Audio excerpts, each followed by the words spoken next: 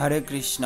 সুপ্রিয় ভক্তবৃন্দ, এখন আমি আপনাদের নিয়ে যাব ঢাকার ধামরাইলে শ্রী শ্রী যশোমাধব বিগ্রহ মন্দিরে।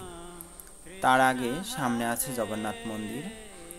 মন্দিরের গেটে আগে জগন্নাথ দর্শন করুন, তারপর চলে যাব আমরা সেই কাঙ্ক্ষিত যশোমাধবকে দেখতে। তো এটা হচ্ছে মূল মন্দিরের মূল গেট। এখান দিয়ে আমরা যশোমাধবকে দর্শন করার জন্য ঢুকব। তো এখন তো বিকাল ছিল, জানি না যশোমাধব দর্শন দেবে কিনা। দুপুরে নিদ্রার পরে হয়তো জেগে উঠেছে। এখানে যে কুকুরগুলো শুয়ে আছে, এনারা ধামবাসী, ধামে বাস করে। তো আমার মতো জীবের থেকে ওরা উন্নত, যেহেতু ওরা ধামে বাস করে। কিছুদিন আগে এখানে বৈশাখ মাসে অনুষ্ঠান হয়ে গিয়েছে, তো এখনো সাজসজ্জাগুলো আছে। দেখতে পাচ্ছি আমরা দূরে মন্দির দেখা যাচ্ছে, পুরানো দিনের সেই মন্দির। এটাও আমি বলে রাখি, এখানেও পুরীর মতো মাটির পাত্রে ভোগ হয় এবং এটা পুরী ধামের মতোই মাহাত্ম্যপূর্ণ একটি ধাম। এখানকার মাতাজিদের মুখে আমি যতটুকু শুনেছি সেটা বলবো।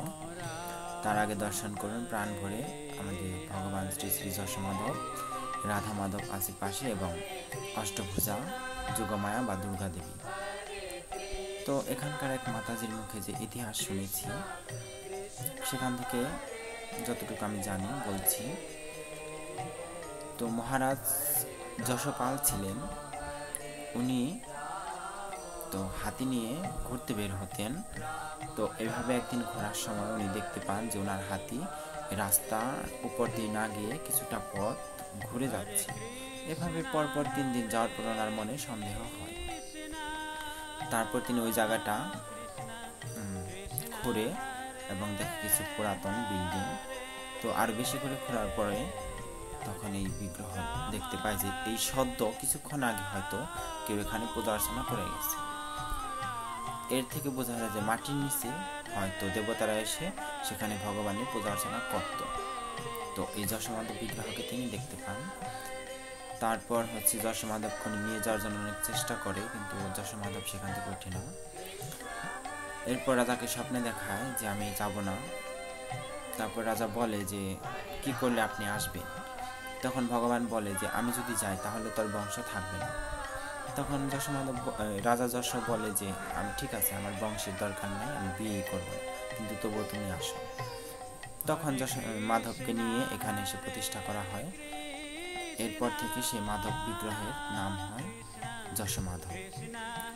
যেহেতু রাজা যশ প্রতিষ্ঠা করেছেন, সেই কারণে বিগ্রহের নাম হয় যশোমাধব।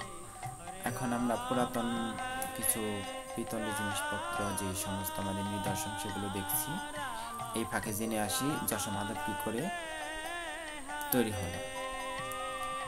আমরা জানি যে পুরী ধামের মাহাত্ম্যে যে কিভাবে জগন্নাথ তৈরি হয়েছিল। সেই মহারাজ ইন্দ্রদম্য বিশ্বকর্মাকে দিয়ে জগন্নাথ বিগ্রহ তৈরি করিয়েছিলেন।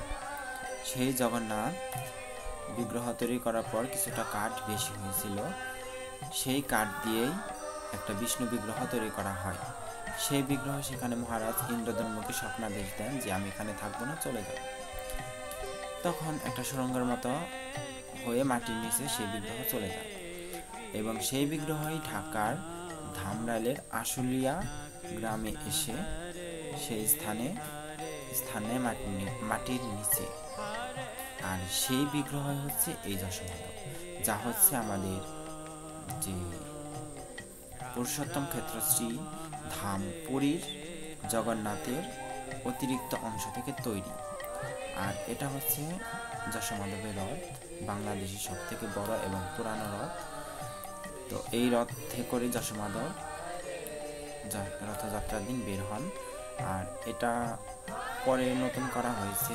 আগের রথটা 1971 সালে যুদ্ধের সময় পুড়িয়ে দেওয়া হয়েছিল এবং বিগ্রহকে বাঁচানোর জন্য কুয়ার মধ্যে রেখে দেওয়া হয়েছিল। হরে কৃষ্ণ।